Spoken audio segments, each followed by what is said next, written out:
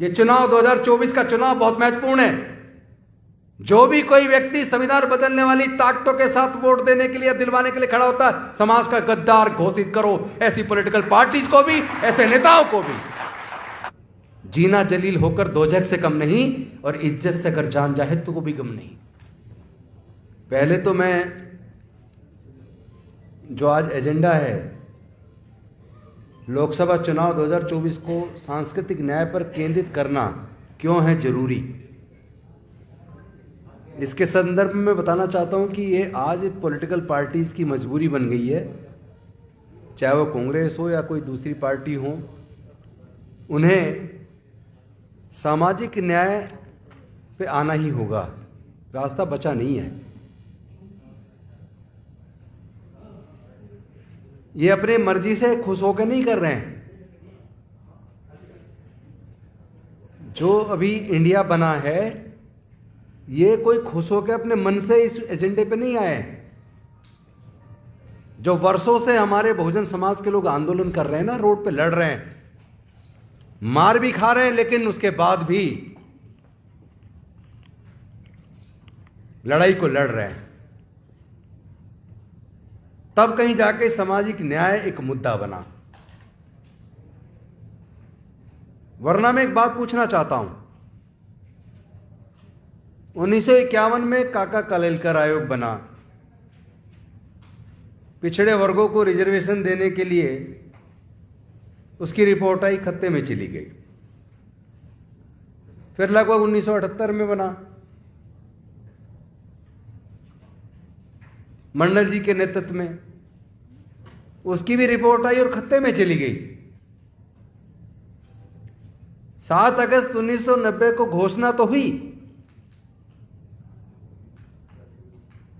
BP Singh ji ने घोषणा की लागू करने की, लेकिन घोषणा करने से पहले 10-20 दिन प्रचार ये भी करवा देते किसको दिया जा रहा है, किसके लिए है, क्यों है।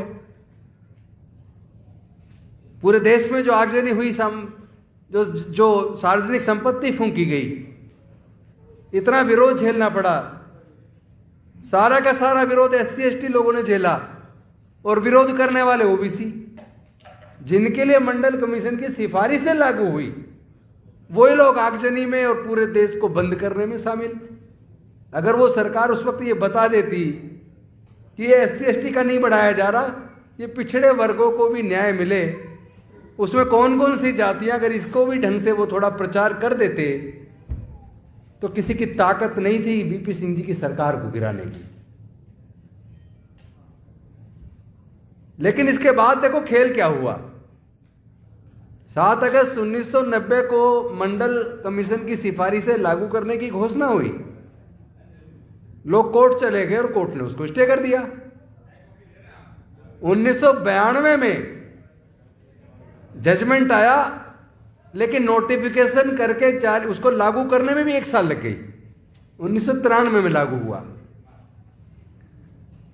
जिन पिछड़े वर्गों को न्याय दिलाने के लिए 43 साल आंदोलन करना पड़ा, आज मैं उनको भी एक बात बता देना चाहता हूं, उनको 43 साल क्यों लगे।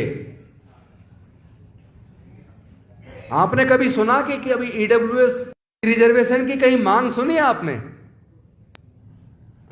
कहीं आपने सुनी हो गरीब ब्राह्मणों ने, गरीब बनियों ने, गरीब ठाकुरों ने, गरीब कायस्थ ने ये डिमांड की हो कि EWS लागू करो, हमें रिजर्वेशन दो? उनकी ताकत देखिए कि उन्हें बिना मांगे 4 दिन के अंदर रिजर्वेशन मिल गया 10%। और वो सुप्रीम कोर्ट जो कहती है कि पहले सर्वे करवाओ, डाटा होना चाहिए, कितनी इनकी पॉपुलेशन है वो बताओ, कितने इनका रिप्रेजेंटेशन है वो बताओ, और इसी आधार पर सुप्रीम कोर्ट में उनके खिलाफ ऑर्डर हो जाते हैं। लेकिन जब बात EWS की आई, मैं पूछना चाहता हूं ये 10% क्यों? जिनकी सारी जनसंख्या मिला के 12% है, उनको 10% EWS बिना मांगे 4 दिन में दे दिया, और बिना किसी डिमांड के, बिना किसी आंदोलन के, बिना किसी सर्वे के, बिना किसी कमीशन अपॉइंट किए एक दिन में कैबिनेट में पास, अगले दिन लोकसभा में पास, राज्यसभा का उस दिन सत्र खत्म हो गया, एक दिन बढ़ा दिया, अगले दिन राज्यसभा में पास, और चौथे दिन राष्ट्रपति के सिग्नेचर होकर रात को ही नोटिफिकेशन होकर लागू हो गया। 4 दिन लगे। और आपको कितना लगा? 43 साल। आपको फर्क समझ में नहीं आ रहा क्या? ऐसा क्यों हो रहा है भाई? उसका कारण है, वो कह रहे हैं कि हिंदू खतरे में है, धर्म खतरे में, तुम्हारी सबकी जिम्मेदारी SC ST OBC की है धर्म की रक्षा करने की, तुम तो करो धर्म की रक्षा, हम देश की सत्ता, संसाधन, सारा व्यापार इसको हम देख लेंगे। तो भैया तुम अपना धर्म की रक्षा करो, और देश का शासन, सत्ता, सुप्रीम कोर्ट, हाई कोर्ट, तमाम संवैधानिक संस्थाएं, सारा देश का व्यापार, सारे नेचुरल रिसोर्सेज वो देख लेंगे। वो देख रहे हैं, वो सब पे उनका कब्जा है। आपको अकल कब आएगी भाई? जितने आज तक देश में दंगे में, उसका सर्वे कर लीजिए, RTI लगाकर उसकी सूचना ले लीजिए। दंगों में जो मारे गए वो किस जाति और किस धर्म के थे, उसके बाद दंगों में जो पकड़े गए दंगा करने के लिए वो किस जाति और किस वर्ग के थे, और जिनको सजा हुई वो किस जाति और किस धर्म के थे, और कोर्ट को, केस को लड़ने के लिए जिनकी प्रॉपर्टी बिकी, पूरी जिंदगी उन्होंने अपनी लगा दी सब कुछ बेचकर, वो किस जाति और किस धर्म के थे। अगर इतनी छोटी सी बात आप जान लें तो आपको समझ आएगा। आपका इस्तेमाल हो रहा है, आपको पता ही नहीं है। अगर कावड़ लेने जाने से कोई अमीर बनता, कोई ताकतवर बनता, तो पुजारियों के बच्चे भी कावड़ लेने जाते, मंत्रियों के MP MLA के बच्चे भी कावड़ लेने जाते, व्यापारियों के बच्चे भी कावड़ लेने जाते। वो तो कावड़ लेने जाते नहीं, तुम क्यों जा रहे हो? जवाब है किसी के पास? तुम्हें क्या मिला? क्या कोई बताएगा कि 23 साल के अंदर ये कावड़ की यात्रा कहां से कहां पहुंच गई? पहले कहीं टेंट नहीं लगते थे, सारा सरकारी पैसा, अमला सारा लगाया जाता है। क्यों? कोई बताएगा जो कावड़ लेने जाते हैं कितने लोग करोड़पति बन गए? कोई बताएगा जितने धार्मिक जुलूस होते हैं, निकलते हैं, जिसके अंदर तलवारें लहराई जाती हैं, वो किस जाति किस धर्म के मानने वाले लोग हैं? भाई कब, जब तक आप समस्या को जानोगे नहीं, कह रहे बीमार है, बीमार तो ठीक है, बीमारी के कारण को तो जान लो, सीधा इलाज करवा रहे हो, इलाज हो नहीं रहा, होगा भी नहीं। बीमारी क्या है, उसके कारण क्या है, अगर आप बीमारी को जान के उसके कारण को जान लोगे तो इलाज करने में आसानी हो जाएगी। डॉक्टर भी जब बीमारी का इलाज करता है और उसको इलाज से असर नहीं होता तो वो भी उसके ब्लड टेस्ट कराता है, तरह तरह के टेस्ट कराता है डायग्नोज करने के लिए कि बीमारी का कारण जान ले। और जब बीमारी का कारण जान लेता है उसके बाद इलाज होता है, व्यक्ति ठीक हो जाता है। लेकिन प्रॉब्लम यह है कि SC ST OBC और माइनॉरिटी के लोग दर्द से करा रहे हैं, चीख रहे हैं, दर्द हो रहा है, पर उसके कारण को जानने की कोशिश नहीं करते, ना उसका इलाज करने की कोशिश करते। अरे वो लोग बुद्धि और विवेक से, दिमाग से लड़ाई लड़के 12% लोग देश के सारे संसाधनों पे कब्जा करके बैठे हैं। ऐसा संभव है क्या? 88% को क्या 12% लोग हरा सकते हैं क्या? डाइवर्सिटी का सिद्धांत लागू होना चाहिए, लेकिन होगा कब? आप धर्म की रक्षा करो ना, तुम्हें क्या लेना डाइवर्सिटी से? 15 सालों में 1.5 लाख से ज्यादा सरकारी स्कूल बंद हो गए, आपको पता ही नहीं है। अरे हम भी स्कूल से पढ़े, सरकारी में पढ़ के आए भाई, बहुत बढ़िया पढ़ाई होती थी सरकारी स्कूल में, हम भी वहां से पढ़ के फिर वकील बने, कामयाब वकील बने, MLA बने, मंत्री बने, तो वो भी कामयाब बने। ऐसे नहीं बन के बैठ के आता जाता कुछ नहीं है।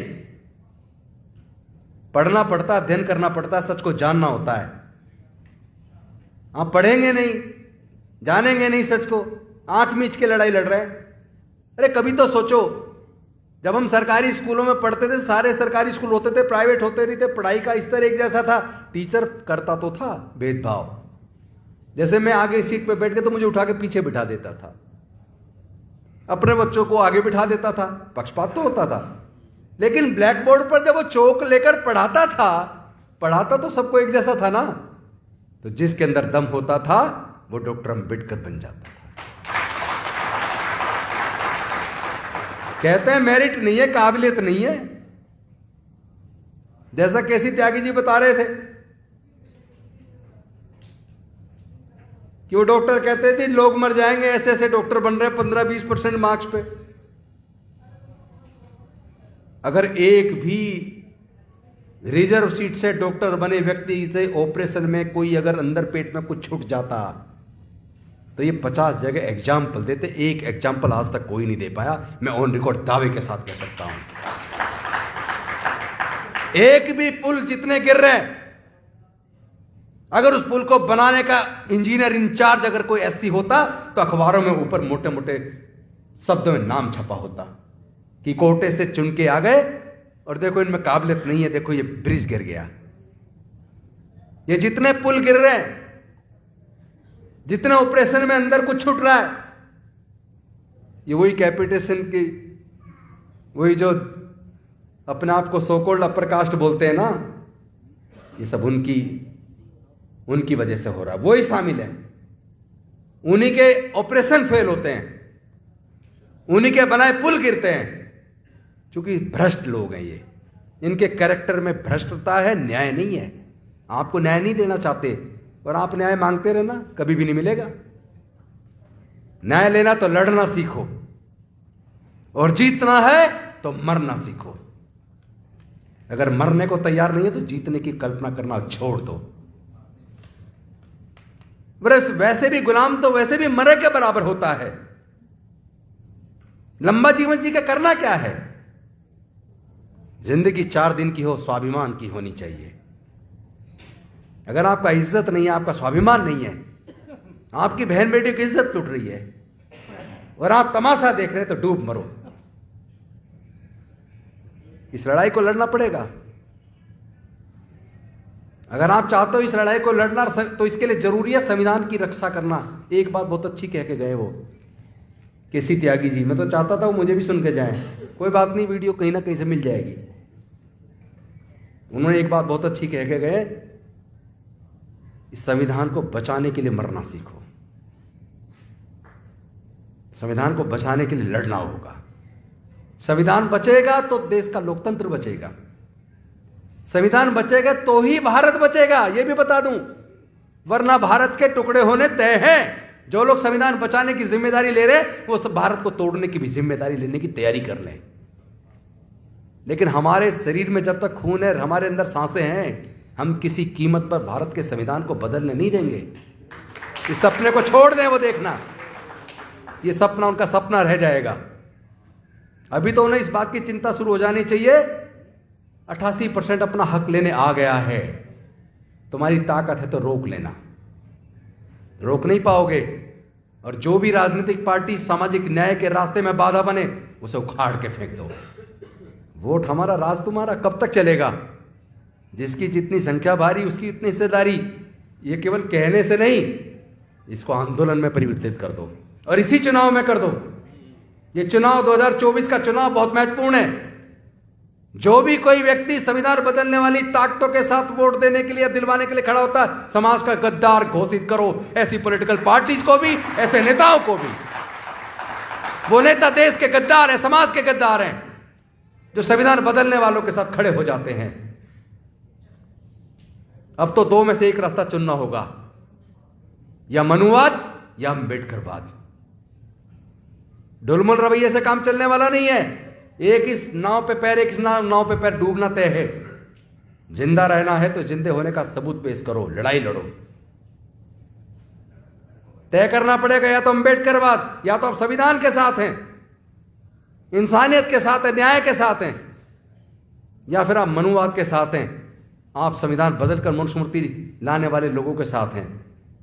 फिर समाज तय कर लेगा किसको जिताना है। बस एक अपील करना चाहता हूं, क्योंकि जो लोग यहां सभागार में बैठे केवल ये नहीं सुन रहे हैं,